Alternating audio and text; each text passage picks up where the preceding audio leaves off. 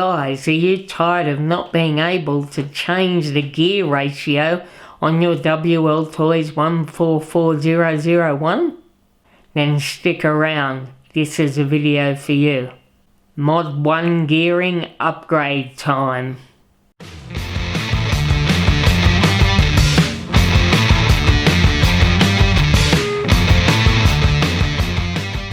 Guys, don't forget, subscribe and smash the bell. Alright guys, I'm doing a little bit of hands-free here just so I can get up close. I'm in the process of changing my Wltoys 144001 over to Mod1 gearing. I have taken the original spur gear, which is here, off. There was basically the way I did that was just I removed the rear diff cover. There was 6 screws holding that in. There'd be more if you've still got the top plate on, because the top plate was already off mine from when I took the original motor out. If you haven't seen that video, I'll leave a link up in the top corner right now. Boom. I also had to take off lift off the front diff cover to get the drive shaft out.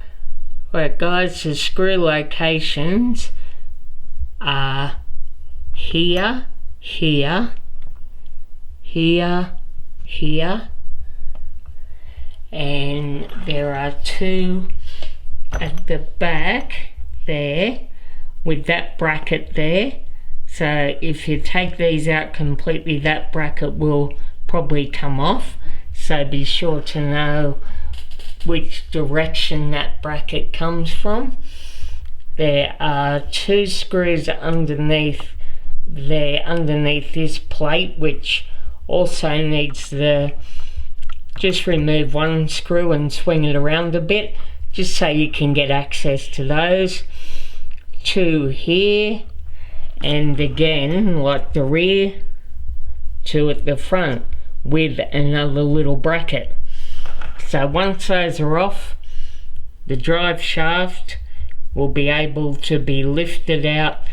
Once the drive shaft was out, there is a bevel gear on this end that you actually need to undo. On the 124019, the bevel gear is attached to the drive shaft by a grub screw, but on this one it's actually just a regular screw with a Phillips head on it. So it took a little bit of heating to get it loose, but it come loose. So, but it's not a grub screw holding. So once you have got that bevel gear off, you slide that off and then take this guy off, which just slides off as well. And then this is actually a pinion gear. It's a Traxxas one. I will leave a link down in the description with the part number for it and the size of the pinion is a Traxxas 29 tooth pinion, part number 6492. And basically what I did to get this attached was I had to, the drive shaft has flat spots for, if you'll see here, this has got 2 flat spots that it slides onto the motor mount.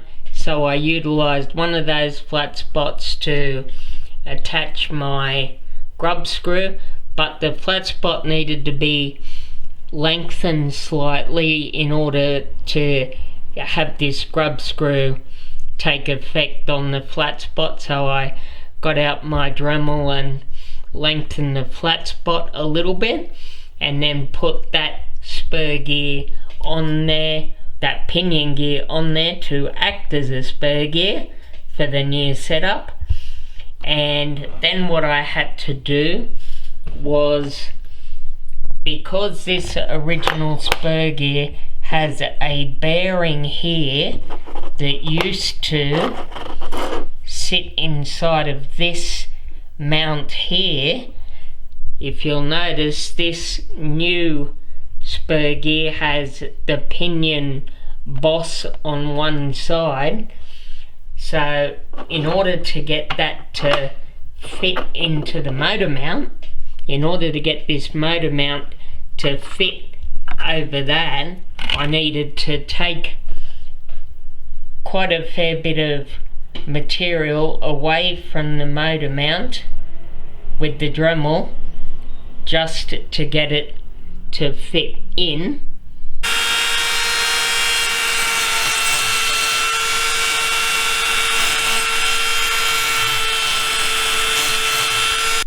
And once that is done, that's what it should look like basically.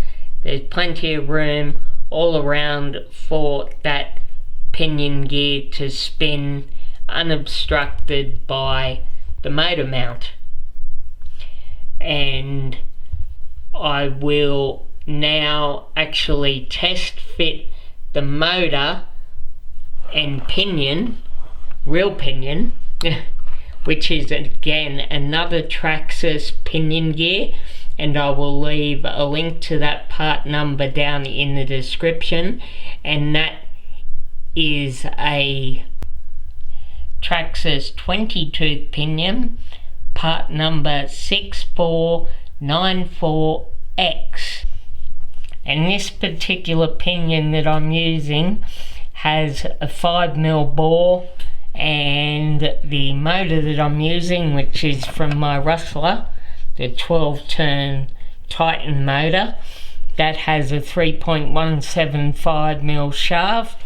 So I needed to get this 3.175mm to 5mm spacer, and that is a Hobbywing, and there is a part number there for you.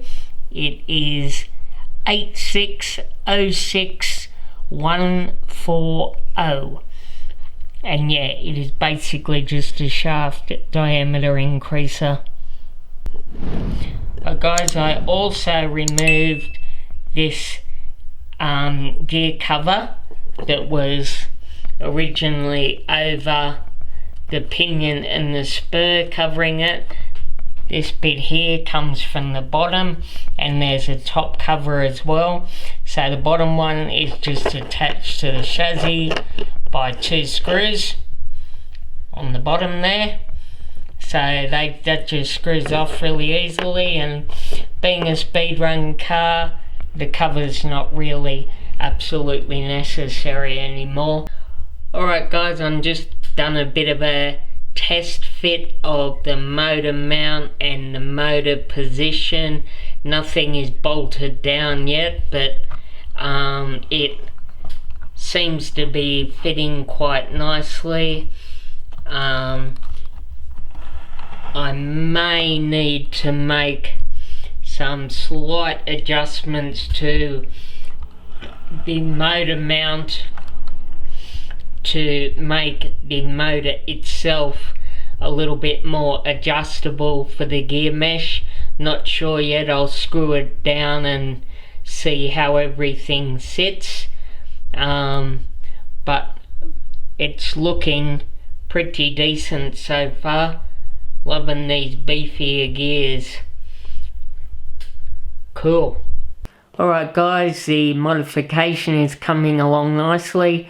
Next I need to attach the motor to the mount and put the pinion gear on the motor and see whether it's going to actually need any adjustment at all, and then fiddle around with the motor mount. If it does, hopefully it doesn't.